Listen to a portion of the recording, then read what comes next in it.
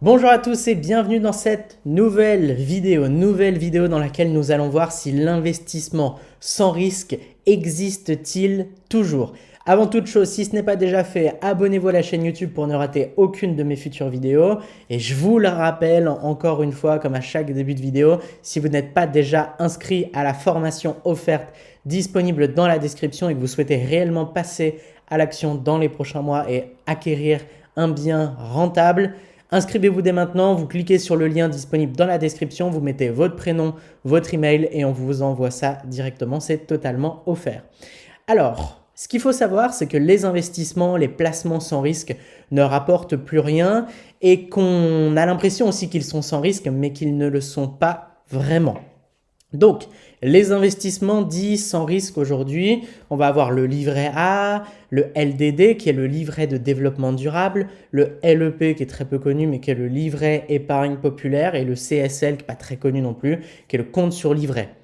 Ils offrent la sécurité du capital, la disponibilité des liquidités, un taux d'intérêt qui est assuré, taux de 1% pour le LEP, 0,5 pour le livret A, le LLD, même 0,26% pour le CSL, ce qui est réellement très très bas.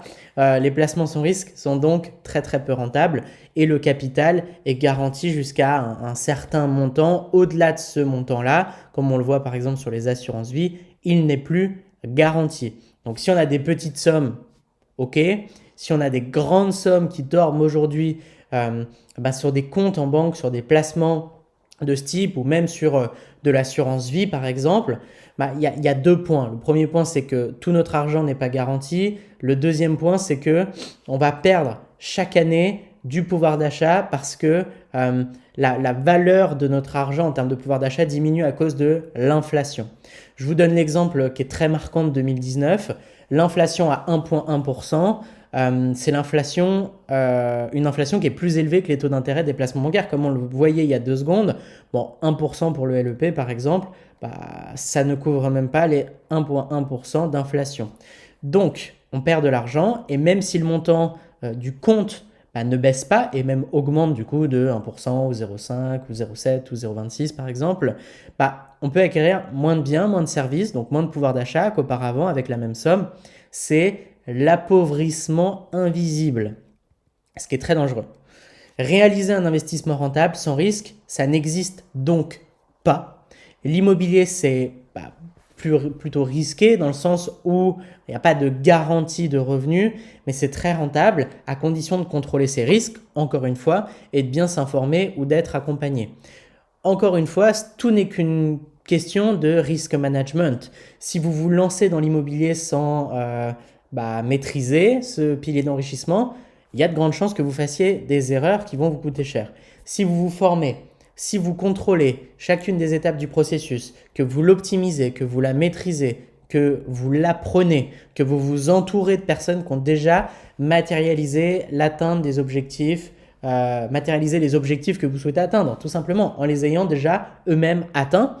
Dans ce cas-là, vous allez performer. Il y a différents risques liés à la mise en location, ça va être les loyers impayés, la dégradation du bien, la vacance locative, mais comme je dis souvent, pas de problème que des solutions ou un problème 10 solutions. Je vous laisse prendre la citation, la phrase qui vous inspire le plus, mais va vraiment falloir se focaliser sur la solution. Donc pour se prémunir contre l'ensemble de ces risques, loyer impayé, dégradation du bien, vacances locatives, il y a des contrats d'assurance qui peuvent couvrir de manière plus ou moins large, il y a des études de marché micro, macroéconomiques, démographiques, concurrentielles qui nous permettent de maîtriser la vacance locative, il y a des assurances contre la dégradation du bien, des garanties qu'on peut prendre aussi auprès du locataire. Pour les loyers impayés, on va avoir les garants ou la CAF qui va couvrir une grosse partie du loyer, ou alors la garantie Visale qui a été étendue récemment à une plus grande cible. Donc le risque, il ne peut pas être annulé, mais il peut être fortement réduit. C'est comme en voiture. Si vous roulez à 300 km/h et que vous avez les yeux fermés, il y a de grandes chances que vous ayez un accident. Et tout le monde peut avoir un accident. C'est juste qu'on peut contrôler ce risque-là en roulant aux limitations de vitesse, en étant attentif, en étant concentré, en étant reposé. Voilà, c'est pas une vidéo sur la prévention routière, mais c'est juste pour faire un parallèle avec la vie de tous les jours en fait. et que vous puissiez comprendre ce que je veux vous partager au travers de ce point-là.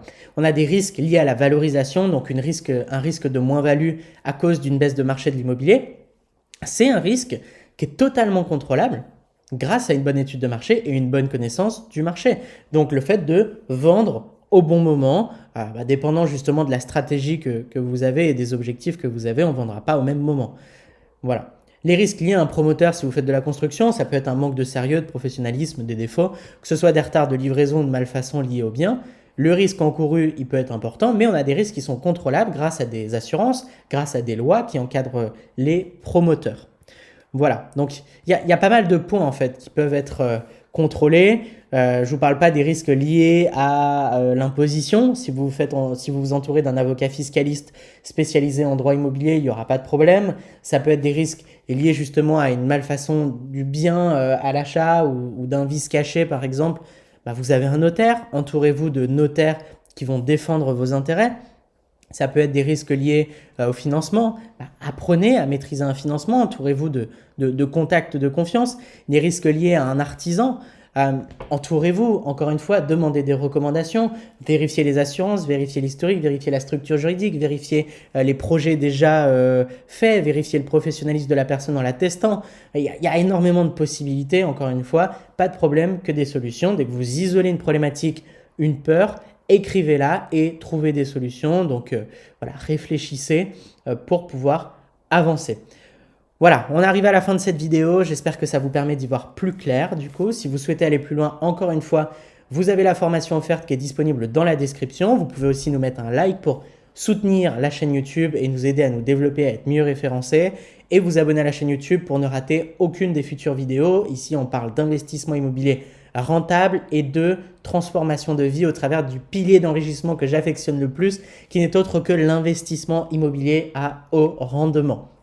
Et si vous avez des questions, vous pouvez me les poser en commentaire. Et si vous souhaitez aller plus loin, que vous avez de l'épargne, une situation stable, que vous souhaitez passer à l'action dès maintenant et que vous avez le besoin de vous faire accompagner par une équipe d'experts, vous pouvez réserver un appel avec un de nos conseillers immobiliers pour qu'on analyse votre situation et que l'on voit dans quelle mesure nous pouvons vous accompagner dans l'atteinte de vos objectifs au travers d'un de nos programmes d'accompagnement.